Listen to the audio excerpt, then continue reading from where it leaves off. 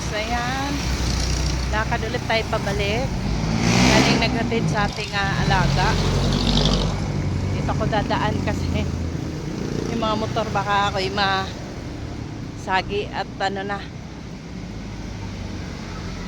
Nagsaing pa kasi ako guys. Kaya medyo, pero okay lang naman kasi hindi naman late. Ayan.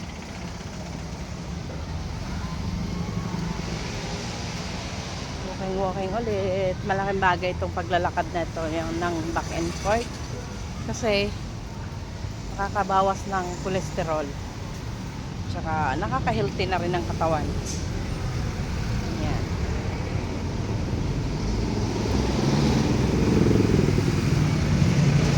Kasi lagi na lang tayong nakaupo sa ating motor kapag pumapasok, umuwi ng bahay.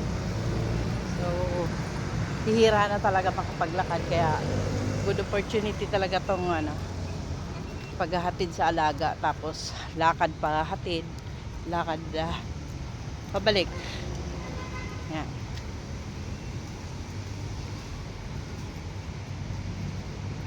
Although, hindi pa naman tayo ganong hinihingal guys. Kasi, sa bahay lang yung mag-akyat baba from first floor to third floor.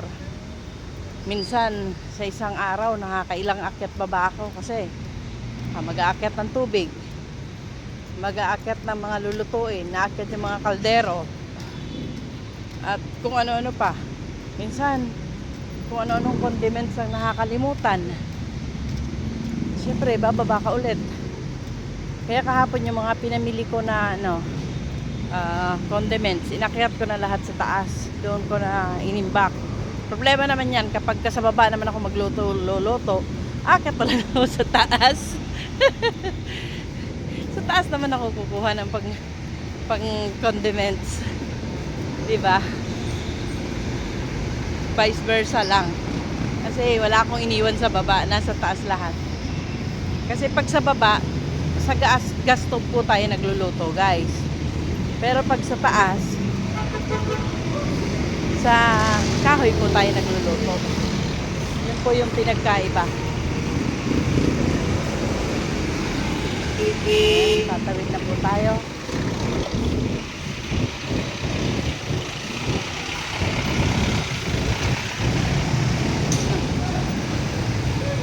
Siyempre pumapara po tayo kasi mahirap na. Mahirap ang sagasaan.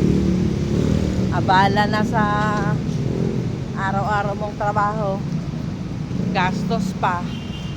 Ako po, Diyos ko, sa panahon ngayon, hindi ko kailangan magkaroon ng at ako'y sagat na sa maraming gastusin sa mga estudyante. Yung aking palang architecture, hindi pa kompleto yung kanyang matrikula.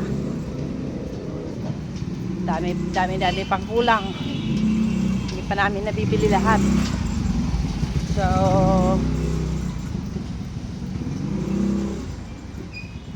ayan.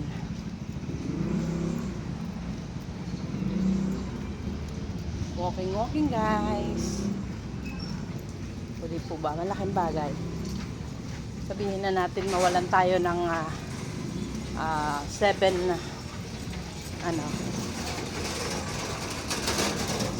kahit 7 to 10 lang na cholesterol. Malaking bagay yun sa paglalakad.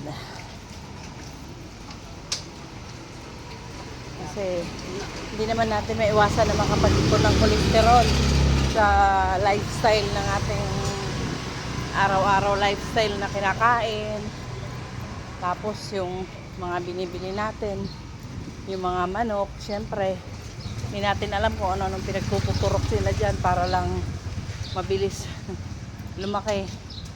Tsaka pag nasa palengke na tinuturukan nila ng tubig, hindi natin alam kung anong kasama ng tubig para bumigat. Di po ba?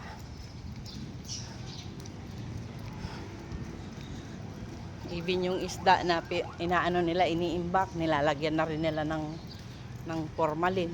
Yung kamatis, para hindi mabulok agad, meron silang pinapahid doon. Sa tingin ko, formalin din kasi yung kamatis dati, pag binili mo ngayon in 3 days, sobrang hinog niya na halos hindi mo na mapakinabangan ngayon. Kahit 1 linggo na sa bahay mo, basta hindi mo lang siya hugasan. At hindi mo lang siya ihalo sa halimbawa sili or kalamansi, hindi siya nabubulok, naninigas lang. O di po ba? Kaya kailangan talaga yung kamatis, guys.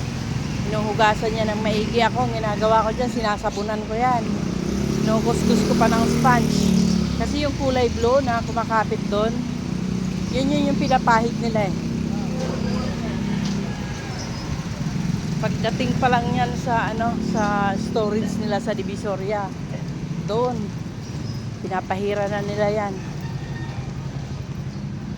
Nakita ko yan nung inutusan ako ng bayaw ko dati na maghanap ng pwesto sana nung nabubuhay pa yung asawa niya. Kasi dapat pag titinda sila sa Divisoria. Hanggang dito na lang, guys. Andito na tayo. Thank you for watching. Hindi muna tayo pandesal. Thank you. Bye bye.